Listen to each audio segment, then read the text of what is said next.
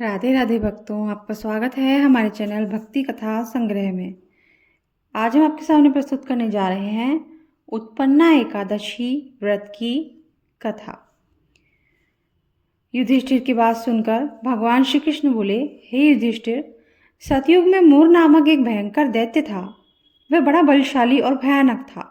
उस भयानक और प्रचंड शक्तिशाली दैत्य ने इंद्र, आदित्य, वसु, वायु, अग्नि आदि समस्त देवताओं को पराजित करके स्वर्ग से भगा दिया। तब इंद्र सहित सब देवताओं ने भयभीत होकर भगवान उमापति भोले शंकर को अपने दुखों का कारण और उस भयानक दैत्य का वृत्तांत कह सुनाया। देवता हाथ जोड़कर बोले, हे कैलाशवासी अविनाशी, मूर दैत्य के भय से भयभीत होकर समस्त देवी देवता बेचैन हुए मृत्यु लोक के में मारे मारे फिर रहे हैं। समस्त सुर समाज को बेचैन देखकर और उनकी अनन्य विनय सुनकर भगवान भोले भंडारी बोले, हे देवताओं, तीनों लोकों के स्वामी और भक्तों के समस्त दुखों का विनाश करने वाले भगवान विष्णु की शरण में जाओ। वे ही तुम्हारे इस महान कष्ट का निवारण करेंगे। भगवान शिव जी की यह बात सुनकर इंद्रादिक समस्त देवता एकत्रित होकर क्षीर सागर, जहाँ शेषनाग की शैया पर भगवान कमलापति शयन कर रहे थे, जा पहुंचे। वहां पहुंचकर भगवान विष्णु को सोते देखकर सभी देवता हाथ जोड़कर और नतमस्तक होकर स्तुति और विनती करने लगे। देवताओं ने कहा, हे शंख चक्र गदा पद्म तथा वनमालाओं से अलंकृत देवाधिदेव, हे देवताओं द्वारा स्तुति करने योग्य आपको कोटान कोट प्रणाम है। हे सुर नर मुनि जन की रक्षा करने वाले महाप्रभु, आपको बारंबार नमस्कार है। हे दया के धाम प्रभु, आप हमारी रक्षा कीजिए। दैत्यों से भयभीत होकर हम आपकी शरण में आए हैं। आप ही इस समस्त ब्रह्मांड के कर्ता धर्ता और माता पिता हैं।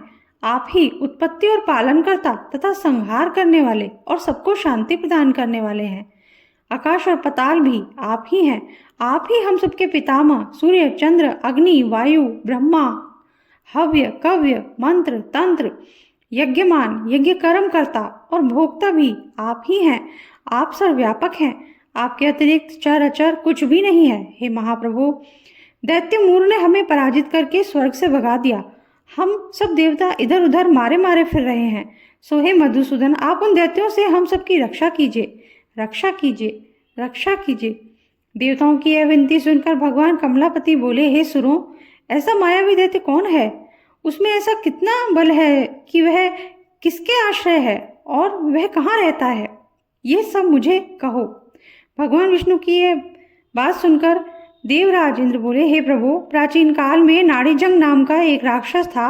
उसी का पुत्र महाबलशाली, महापराक्रमी और विश्वविख्यात मूर नामक दैत्य है। वह चंद्रावती नामक नगरी में रहता है। उस महाअसुर ने समस्त देवताओं को स्वर्ग से निकाल करके अपना अधिकार कर लिया है। वह स्वयं इंद्र, अग्नि, वरुण, कुबेर, यम, वायु, ईश, चंद्रमा, नैऋत्य आदि सबके स्थान पर अपना आधिपत्य जमाकर और स्वयं सूर्य बनकर प्रकाश करता है। हे असुर निकंदन, उस दैत्य का संहार करके हम सब देवताओं की रक्षा कीजिए। इंद्र के वचन सुनकर भगवान कमलापति बोले, हे देवताओं, तुम ना घबराओ, मैं शीघ्र ही तुम्हारे शत्रु का संहार करूंगा। तुम सब अब चंद्रावती नगर को चलो। समस्त देवताओं सहित भगवान विष्णु भी चंद्रावती नगर को चल दिए।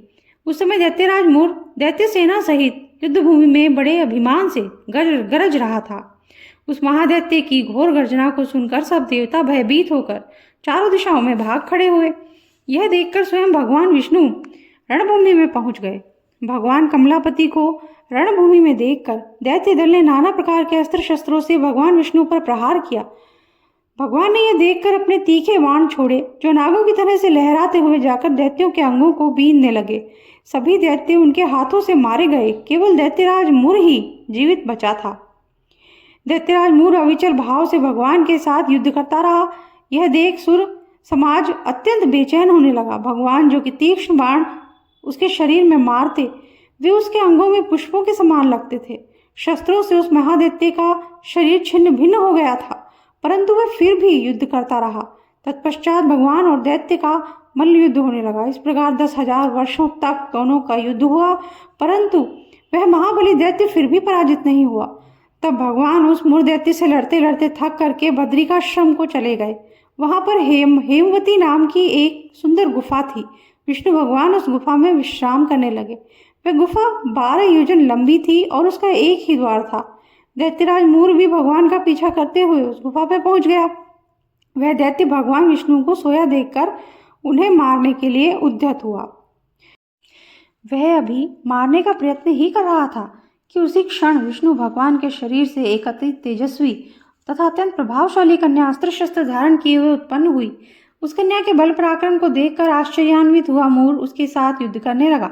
उस कन्या के युद्ध कौशल, पराक्रम और वीरता को देखकर दैत्य ने विचार किया कि इस कन्या को इतना भयानक युद्ध करना किसने सिखाया है। यह तो बड़ा भयंकर युद्ध करती है। वह भी विचार कर ही रहा था कि उस प्रभावशाली देवी ने एक ऐसा बाण मारा कि दैत्यराज का रथ टूटकर चूर चूर हो गया। देवी ने उसके अस्त्र शस्त्र को काटकर टुकड़े टुकड़े कर दिया। अब वह भयानक दैत्यराज मूर मल्ल युद्ध करने लगा, परंतु देवी ने धक्का मारते हुए उसे मूर्छित कर दिया। जब वह दैत्य मूर्छा से जागा तो उस कन्या ने उसका सिर काट डाला। इस प्रकार वह दैत्य तो पृथ्वी पर गिरकर मृत्यु को प्राप्त हुआ और बाकी दैत्य भयभीत होकर पाताल लोक को भाग गए। जब भगवान विष्णु की निद्रा टूटी तो उन्होंने मूर दैत्य के कटे हुए सिर और दोनों हाथ जोड़कर खड़ी हुई एक कन्या को देखा। भगवान उस कन्या से पूछने लगे, हे देवी, जिस दैत्य के भय से इंद्रादिक सब देवता भयभीत होकर स्वर्ग को छोड़कर भाग गए थे, उसको किसने मारा है? वह कन्या कहने लगी, भगवान, जब आप निद्रा में थे तब यह दैत्य आपको मारने के लिए उद्यत हुआ था। उस समय आपके शरीर से उत्पन्न होकर मैंने इस दैत्य का वध किया है। यह सुनकर भगवान बोले, हे देवी, तुमने इस दैत्य को मारकर देवताओं का महान उपकार किया है, अतः तुम इच्छानुसार वर मांगो। तब वह बोली, भगवान, यदि आप मुझको वरदान देना चाहते हो तो यह दीजिए कि जो भी मेरा व्रत करे उसके सब पाप नष्ट हो जाएं और वह अंत में मोक्ष को प्राप्त हो। रात्रि को भोजन करने वाले को आधा फल और एक बार भोजन करने वाले को उसका भी आधा फल प्राप्त हो। जो मनुष्य भक्ति पूर्वक मेरे व्रत को करे वह निश्चय ही आपके लोक को प्राप्त हो। जो कोई मेरे व्रत में एक बार भी भोजन ना करे उसको धर्म, धन और मुक्ति प्राप्त हो। भगवान ने कहा, हे कल्याणी, ऐसा ही होगा। मेरे और तुम्हारे भक्त एक ही होंगे और वे जीवन में सभी सुखों को प्राप्त करेंगे तथा अंत में मेरे लोक को प्राप्त होंगे। क्योंकि तू एकादशी को उत्पन्न हुई है, अतः तेरा नाम एकादशी होगा। तुम मुझको सब तिथियों से प्रिय हो, इस कारण तुम्हारे व्रत का फल सभी तीर्थों से अधिक फलदायी होगा। भगवान के ऐसे उत्तम वचनों को सुनकर वह देवी अत्यंत प्रसन्न हुई। भगवान कृष्ण ने आगे कहा, हे युधिष्ठिर, सब व्रतों में एकादशी व्रत का फल सर्वश्रेष्ठ है। एकादशी व्रत करने वालों को मैं मोक्ष पद देता हूँ, उसके शत्रुओं का नाश और समस्त विघ्नों का नष्ट करता हूँ। यह मैंने एकादशी की उत्पत्ति का सब वृतांत बतलाया है। एकादशी पापों को नष्ट करने वाली और सिद्धि देने वाली है। जो मनुष्य इस एकादशी महात्म्य को पढ़ता है और सुनता है उसको अश्वमेध यज्ञ का फल प्राप्त होता है। वह करोड़ों वर्ष तथा विष्णु लोक में वास करता है और वहाँ भी उसका पूजन होता है। जो मनुष्य एकादशी महात्म्य के चौथाई भाग को पढ़ता है उसके सभी पाप नष्ट हो जाते हैं। वैष्णव धर्म के समान अन्य कोई धर्म नहीं है और एकादशी व्रत के समान दूसरा कोई व्रत नहीं है।